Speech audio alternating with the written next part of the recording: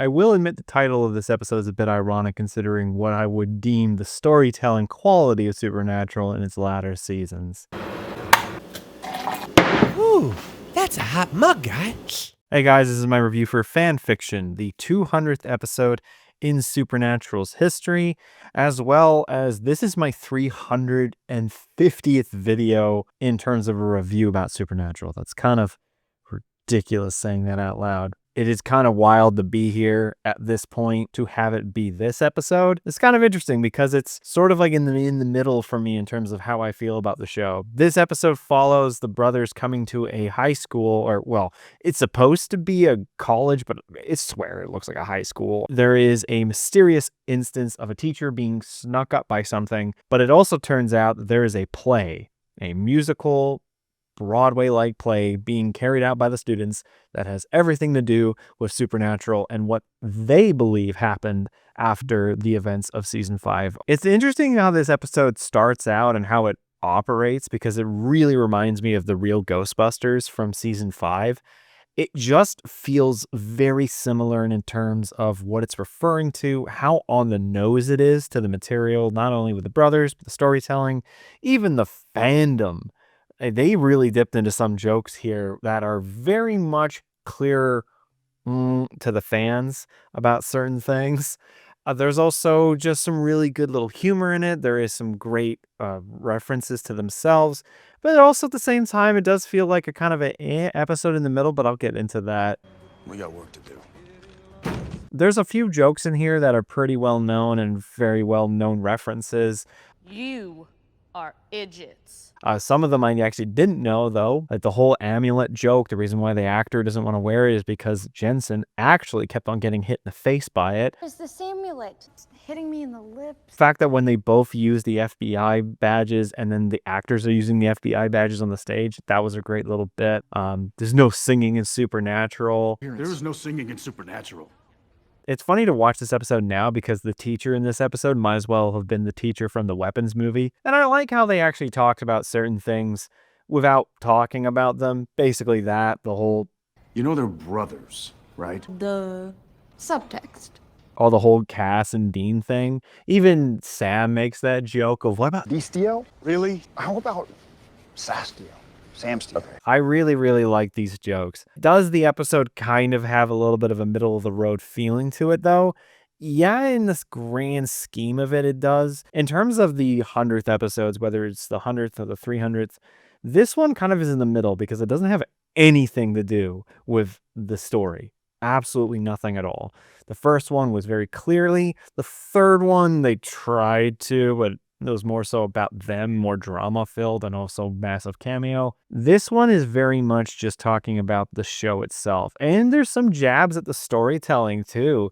Like when Dean tells the lead director what has basically happened after season 5, they make the joke that it's crap, like it's awful. And that's pretty decent dig from Carver to himself. Now, the only thing is, though, Carver didn't write this episode. It was written by Robbie Thomas and Jenny, I'm trying to remember her name. Both of these two did not come onto this show until season 5 and even later. Jenny would go on to write that Toss a Coin to Do Your Witcher song, though, for the Witcher show. So she was really good. Robbie Thomas is decent too. Phil Segaria is pretty great. It just has this oddly peculiar feeling because if you compared this to the 100th episode or the 300th episode, this one feels like it had the lacking most of budget. It had nothing. Sure, there's a few little things here, like there's this little ghost thing that they did, this demon practical effect thing on the stage that actually looked pretty good. And there's some music stuff in here, like the Broadway stuff, but it all takes place inside this school, inside this building. I feel like the episode itself is more so just, hey, let's almost do a clip show episode without actually doing a clip show episode. And it doesn't detract from it, but it doesn't rise it either. It is still probably one of the funner episodes of the season. It's got some good jokes. It's also willing to take some cuts at itself. It shows that Supernatural is not as perfect as everyone makes it out to be, and it does have its own flaws, but those flaws are what make the show so memorable to so many people. In terms of the 100th episodes, I would say that Fan Fiction is probably the more forgettable one. Yes, the material of it is maybe perhaps better than the third one, but the 300th episode will always be remembered because it brought Jeffrey Dean Morgan back, and that's unfortunately just a pedestal that I don't think fan fiction can really hold on to. But I've realized I've done more cross-comparing in this episode than anything else, and I just feel like fan fiction is another version of the real Ghostbusters. That's kind of it. It's talking about the fandom, which majority female, which wasn't a surprise. It's talking about the relationships between the brothers and even their bro moments. Talking about how the story just kind of convolutes itself. Fan fiction is a decent episode. Not going to deny that. It's not a great episode, but it is probably one of the better ones of this season so far. So in the end, I'm going to give fan fiction a 5 out of 7. Those are my thoughts about this episode. Let's see what you guys have to say. All right, we got a lot of comments, so let's see what everyone has to say.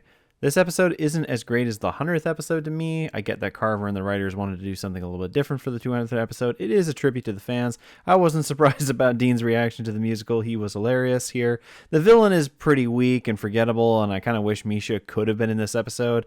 I did like the Chuck cameo. It solidified my belief that he was God. Yeah, it is kind of odd that Castiel isn't in this episode. But yeah, the villain is kind of weak, admittedly.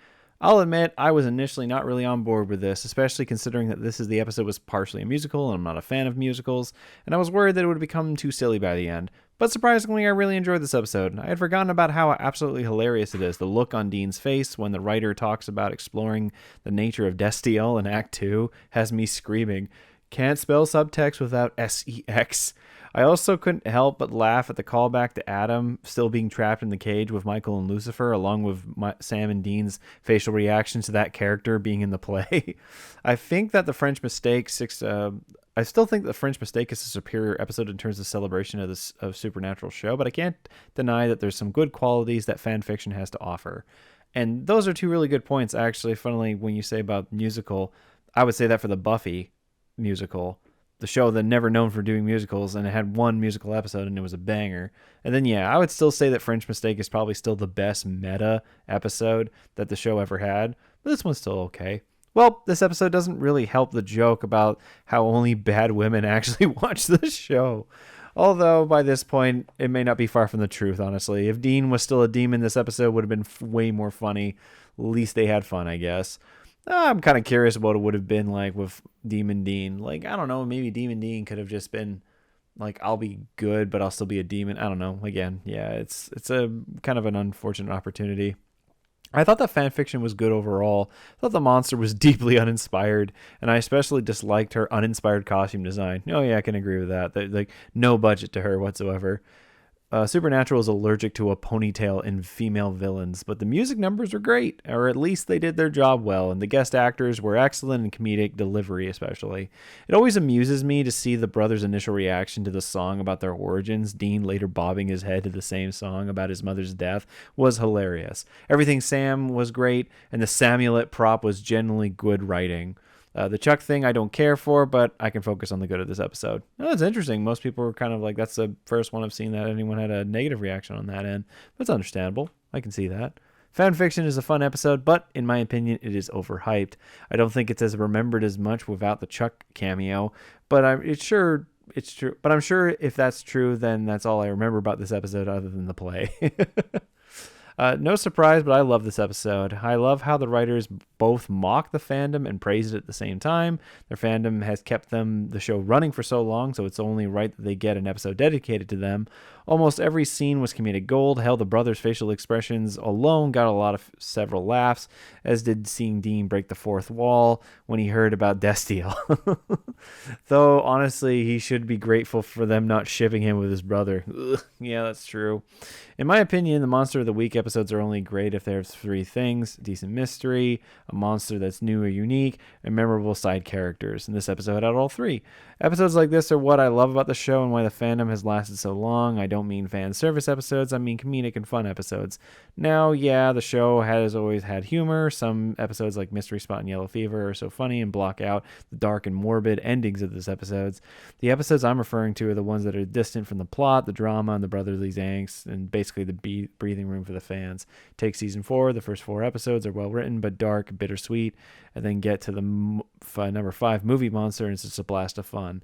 It's usually the 5th episode that gets like this, and yeah, it's not all all their hits, but I honestly believe that we couldn't have gotten through a season of Supernatural without episodes like this. That's a very good overall point. Probably one of my more preferred episodes of the season so far, and I'm 11 through. I rewatched fan fiction about a month ago, and honestly, it leaves me disappointed. The episode itself isn't bad, but everything Andrew Dabb did with Chuck in season 15 is still so baffling that it makes the show so hard to watch. The way he handled not just Chuck, but the entire history of the show just really drags down earlier seasons in hindsight. Back in 2014, 2015, when this came out, I actually really enjoyed this episode. The musical aspect is fun, and Dean breaking the fourth wall with the death deal joke was hilarious. But knowing what comes after makes it hard for me to look back at it the same way. And yeah, the Carver era had its issues, but at least the characters weren't one-dimensional or disappointing as they became in Dabb's story arcs. Don't forget the Gabriel retcon. Oh, I'd never forget that. And like you said, you have a good point with the Chuck. I will say, though, Carver so far, like you talk about one-dimensional disappointing characters, there's a few of them that are going to be coming up in the next bit. But yeah, I'm still, I see the points, though. I see what you mean. I try to block out seasons 12, the really Supernatural really ended 5 and then maybe ended 11. But yeah, that's another discussion. I don't have much to say about fan fiction. It was a pretty awesome love letter to the fans while making fun of them at the same time. The fourth wall break by Jensen was actually his legit reaction to Destiel. I remember watching another YouTuber review when this episode came out. She brought up a point that this episode was literally the first episode where no one is killed or dies. Looking back, and yes, this is indeed the first episode of the series where no one is killed or dies. I don't know if it's the first one, but it might be one of them. It's definitely one of them. No, you got a good point. Well, until the Dabb era of Supernatural, where every 5th episode had no casualties. Oh my. The best scene is when Sam and Dean go into the theater, and the first thing they see is the play and the reactions. So smile and laugh every time. Musical version of Carry On My Wayward Son will always give me goosebumps when I watch this episode. And another fun fact, Jared and Jensen's reactions are real. Yes, I did read that it's a fun episode, and I'll thank you / love letter to the fans. I find this one very similar to the fan convention episode, but less poking fun and more showing love to the Supernatural family. Yeah, I can see that. But also, it's a nice surprise to see Chuck before Dabb and 2 other writers completely ruined his character in later seasons. After watching Chuck become a villain, his scene in this episode makes me wonder if he turns Marie to dust for touching his story. It's not the same. I just say it's not the same Chuck. That's the other thing I kind of lie to myself about.